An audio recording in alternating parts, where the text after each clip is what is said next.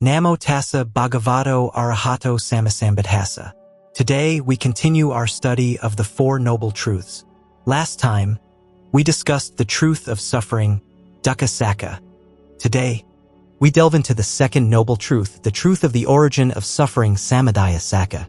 The term for origin signifies the cause, the source from which suffering arises. In the Four Noble Truths, the Buddha presented his teachings with a distinct logic. He first addressed the consequence, then its cause. For instance, the first truth he expounded was suffering itself. The second truth, which we are exploring now, is the origin of that suffering. This approach might seem reverse to some. The third truth concerns the ultimate fruit of spiritual practice, liberation, nirvana, which is the truth of the cessation of suffering, nirodha sacca. Finally, the fourth truth lays out the specific path leading to this cessation. Thus, in his exposition of the Four Noble Truths, the Buddha first identified the problem, suffering, and then proceeded to investigate its underlying cause. When we clearly analyze and understand that human existence is inherently marked by suffering, our focus today shifts to the cause of the suffering. Many of us might already have some ideas. If asked what causes suffering, some might point to greed, hatred, and delusion. However, in this particular context of explaining the origin of suffering, the Buddha's explanation was remarkably direct and simple. He stated that selfishness is the cause of suffering. In truth, selfishness itself has deeper roots, and from selfishness, many other defilements can sprout, such as greed, hatred, delusion, pride, and doubt. And even before selfishness, there lie ignorance, avidyā, and the ingrained habit of self-grasping. Yet, the Buddha, with his profound insight, succinctly pointed to selfishness as the immediate, understandable cause. We use the term selfishness here for clarity and ease of understanding. The original term the Buddha used in the scriptures is Tanhā, which translates as craving or intense desire. This Tanhā, this craving, is a form of love or affection that is fundamentally self-centered. If love were entirely selfless, it would not be a source of suffering. So, to be precise, it is this selfish form of love or desire that is the cause of suffering. Or, more concisely, selfishness is the cause of suffering. As we explore this further, we will see the profound logic and accuracy in the Buddha's words. Someone earlier mentioned that ignorance, avidyā, is the cause of suffering, and that is indeed correct. Ignorance is the most fundamental, original cause. However, it is an exceedingly abstract and profound concept, both philosophically and spiritually. When people hear about it, they may not readily grasp its full meaning. If we state that ignorance is the wellspring of the entire cycle of birth and death, samsara, the root of all bondage, then unquestionably, ignorance is the cause of suffering. Yet, simply hearing this statement doesn't make the nature of ignorance clear. Only those on the verge of attaining arhatship, a high level of spiritual perfection, can truly comprehend what ignorance is. For most of us, it remains merely a term. What is ignorance? In essence, we don't truly know. Imagine a person deeply immersed in meditative concentration. As their consciousness delves into profound states, they begin to shed layers of delusion and perceive truths directly. They gradually identify and correct their moral flaws. Their mind becomes progressively more focused, more profound, until, at the very deepest level, only a subtle, hazy veil remains. Before this, our minds are like dense, heavy mountains filled with the darkness of greed, hatred, delusion, pride, doubt, anger, sorrow, and all manner of attachments. Through deep concentration, one begins to dismantle this mountain, chiseling away at it, piece by piece, until only that final, tenuous mist remains. That final mist is ignorance. However, at our current level of practice, we cannot perceive this subtle veil because our concentration is not sufficiently developed. Even a relatively shallow state of meditative calm will not reveal it. For instance, someone might be able to sit in meditation for 7 consecutive days, yet it is not guaranteed that they have seen this final, subtle obscuration of ignorance. They cannot perceive it. Even if their mind feels spacious, empty, and pure, and they perceive the world with a sense of tranquility. Compared to the profound depth of concentration required to truly see this veil of ignorance, such experiences are still insufficient. So, while ignorance is the ultimate origin, it is a very subtle and elusive concept. From this ignorance, another phenomenon arises: self-grasping. This is the deep-seated clinging to the idea of a permanent, independent self or I. Philosophically speaking, it is due to our fundamental lack of clear seeing that we conceptualize and believe in a truly existing self residing within our minds. That is the intellectual explanation. But if one were to then say, all right, I understand this now. I will no longer be unaware. I will cease to believe in this inherent self deep within my soul. Would that person be instantly liberated? Not yet. This is because the process of ignorance creating self-grasping is not merely an intellectual error or a simple thought. It is a deeply ingrained, dense psychic construct. Therefore, when ignorance transforms into self-grasping, it means that deep within our being, we constantly perceive and operate from this sense of I, this ego. Much like ignorance itself, is something we cannot directly see within ourselves. No one can truly see their own ego in its entirety. It continues to operate in secret, subtly controlling and directing almost all our thoughts and actions. Now, from this self-grasping, selfishness is generated. When we speak of selfishness, does it become easier to understand? Yes. Indeed, the Buddha, in his great wisdom, knew that if he had stated from the outset within the Four Noble Truths that ignorance is the root of suffering, most people would not have understood. Recognizing the capacities of sentient beings, he directly addressed the more tangible manifestation, selfishness. He said, selfishness is the cause of suffering. And upon hearing this, something within us often resonates. We feel a certain logic to it.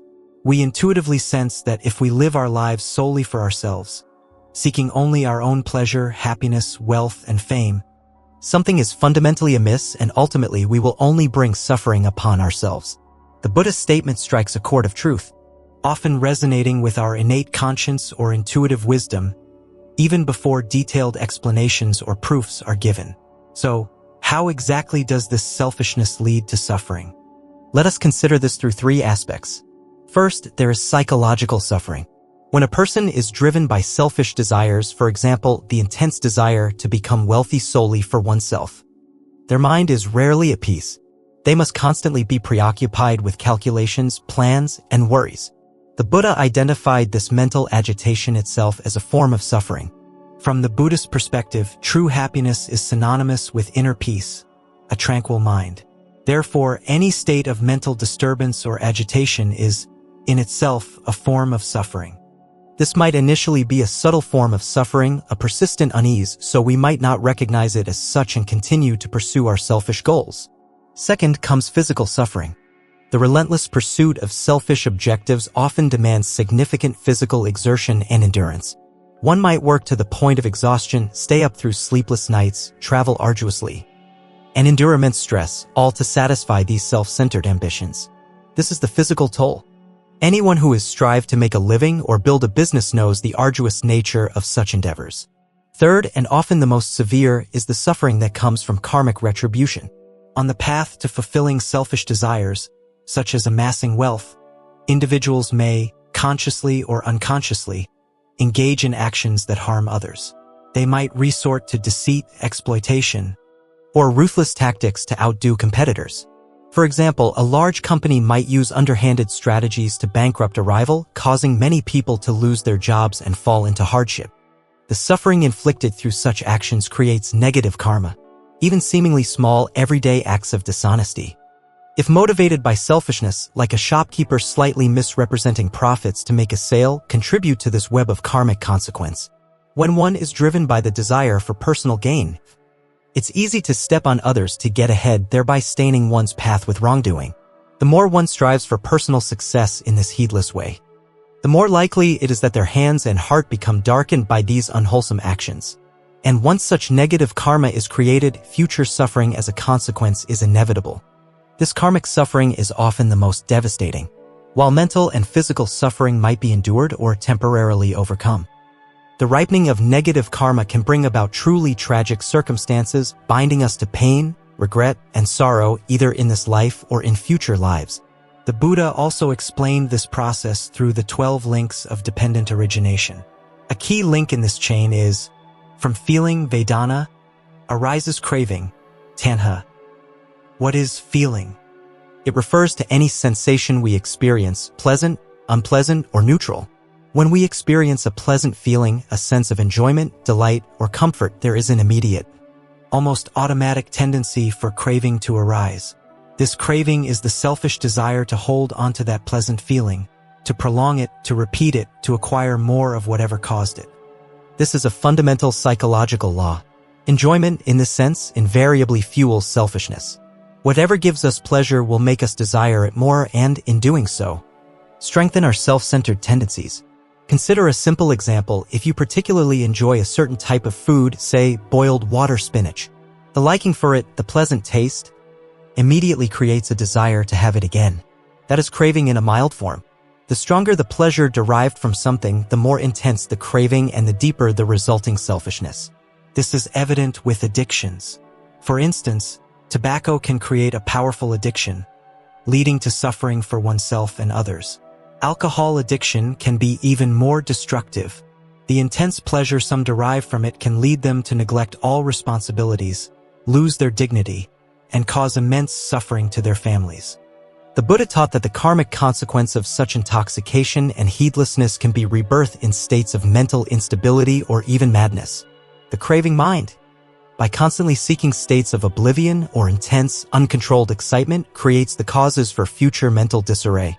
The most extreme examples involve addictive drugs, which can lead to a complete abandonment of morality and dignity, resulting in profound suffering and the accumulation of extremely negative karma.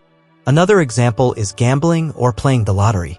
This is often driven by two powerful forces: greed, the selfish desire for quick, unearned wealth, and an addiction to the intense emotional states involved. The Venerable once told an illustrative story about a man who happened to find a lottery ticket.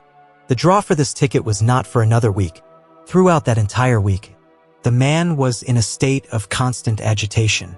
He couldn't sleep properly, his mind consumed by vivid daydreams of winning and all the things he would do with the money. He was swung between moments of exhilarating hope and gnawing anxiety. The week felt like an eternity of mental torment. Finally, the day of the draw arrived, and he listened intently to the results. His ticket was not a winner. And what was his first feeling? Not despair, but an overwhelming sense of relief. He felt as though a great burden had been lifted from his shoulders, the burden of that week-long, intense, hopeful, and ultimately painful craving. This story clearly shows how selfish desire, even the hope for a lucky break, can be a potent source of mental suffering, long before any actual outcome materializes. Furthermore, my friends, selfishness is the fertile ground from which other mental defilements sprout. It is the cause of envy and jealousy. Envy is the inability to rejoice in the good fortune or qualities of others, especially if they surpass our own. When we see someone else being more esteemed, more successful, or more loved, our selfishness can manifest as resentment, irritation, and a desire to criticize or undermine them. This not only poisons our own mind but also creates the karmic causes for future loneliness and a lack of genuine affection from others. Conversely, cultivating joy in others' happiness and fostering goodwill creates causes for harmonious relationships and happiness in our own lives. Selfishness is also the cause of greed. This is the insatiable desire for more possessions, more power, more sensual pleasures, all for oneself. This relentless wanting often compels individuals to engage in dishonest practices, exploitation, and competition that involves unethical means, thereby accumulating negative karma and its painful consequences. The ultimate suffering that arises from all these causes, ignorance, self-grasping, and the myriad forms of selfishness and defilements they generate, is not merely the pain and dissatisfaction experienced within this single lifetime. It is the perpetuation of our journey through samsara, the tiresome and often painful cycle of birth, old age, sickness, death, and rebirth propelled by the force of our accumulated karma. To be caught in this relentless cycle, unable to find lasting freedom, peace, and true understanding is the most profound and pervasive form of suffering that the Buddha identified. But there is a way out, my friends. If selfishness is the cause of suffering, then its direct antidote, altruism, living with a compassionate heart for the well-being of others. Acting selflessly is a powerful path toward happiness and liberation. When we engage in acts of genuine kindness, when we share what we have, and when we help those in need without expecting anything in return, we experience an immediate sense of inner joy and peace. Such actions also foster beautiful connections with others, enriching our lives and the lives of those around us. And according to the law of karma, these selfless actions sow seeds for future happiness, favorable conditions, and spiritual progress.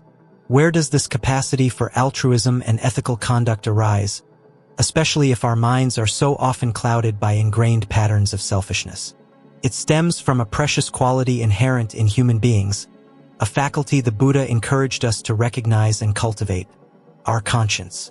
This is our innate moral compass, our intuitive ability to distinguish between what is wholesome and unwholesome, what is beneficial and what is harmful, what is right and what is wrong. While animals operate primarily on instinct, humans possess this capacity for ethical reflection. It is this conscience that allows us, as human beings, to stand upright and strive for a life guided by moral principles. If we neglect or suppress our conscience, we risk falling back into states of confusion and suffering driven by base desires. But if we nurture and strengthen it, we can aspire to the highest spiritual attainments, becoming spiritually perfected beings. How then do we nurture this conscience? It is primarily cultivated through two means: our own diligent effort in self-reflection and, crucially, through learning and practicing the Dharma, the profound teachings of the Buddha. We should not be arrogant and assume that we can discern all moral truths entirely on our own. Humility and a sincere willingness to learn from the wisdom of enlightened beings are essential. The Dharma acts like a light, illuminating our conscience, helping it to become clearer, stronger, and more discerning. It is therefore vital to seek out authentic Dharma teachings that emphasize ethical conduct, sila, mental cultivation, samadhi, and wisdom, Tanhā. We must also learn to distinguish these true paths from misleading or harmful doctrines that might obscure our conscience, promote selfishness, or even encourage unwholesome actions. For example, if a teacher were to claim that simply possessing a talisman will bring wealth, without any mention of ethical conduct or diligent effort, such a teaching does not appeal to or cultivate our conscience and should be approached with caution. A true spiritual path will always guide us toward a clearer understanding of good and evil, and encourage us to live in accordance with that understanding. The very keystone of our spiritual practice, the essential factor that allows a human being to transcend the ordinary and move towards high spiritual attainment, is the development of wisdom, Tanhā. Specifically, the clear and penetrative wisdom that discerns good from evil, wholesome from unwholesome, and understands the karmic consequences of our actions. While animals lack this developed moral conscience, and ordinary human beings possess it to varying degrees, a spiritually perfected being is one who has cultivated this discerning wisdom to a very high level. Is this easy? Not at all. While the principle might sound straightforward, the actual development of such profound wisdom requires sustained and diligent practice of the entire Noble Eightfold Path. It is an arduous undertaking, not a simple or quick fix. To overcome selfishness, as we have seen, is a formidable task. It requires dedicated and comprehensive practice of the Noble Eightfold Path. Therefore, we should be wary if someone presents an overly simplistic method of practice and claims it is sufficient for full liberation. The roots of selfishness are deep and tenacious. For example, if someone were to suggest that merely reciting the name of a particular Buddha is, by itself, enough to guarantee liberation, we should understand that while such a practice can be a supportive element, it is not, in isolation, a complete path. If one recites a Buddha's name but continues to engage in harmful actions like consuming intoxicants or deceiving others, the practice loses its efficacy. Many other aspects of conduct and mental cultivation are necessary. Similarly, if a teaching suggests that one can attain liberation by simply trying not to think of good or evil, or by adhering to only one superficial rule, or by just living comfortably without effort, such advice is misleading and potentially detrimental. So, today we have explored the truth that selfishness, rooted in craving and ultimately in ignorance, is the primary cause of our suffering. Understanding this is the first step towards controlling and eventually overcoming our selfish tendencies. However, the journey to transcend selfishness completely is a long and involved process, requiring unwavering commitment to the comprehensive path taught by the Buddha.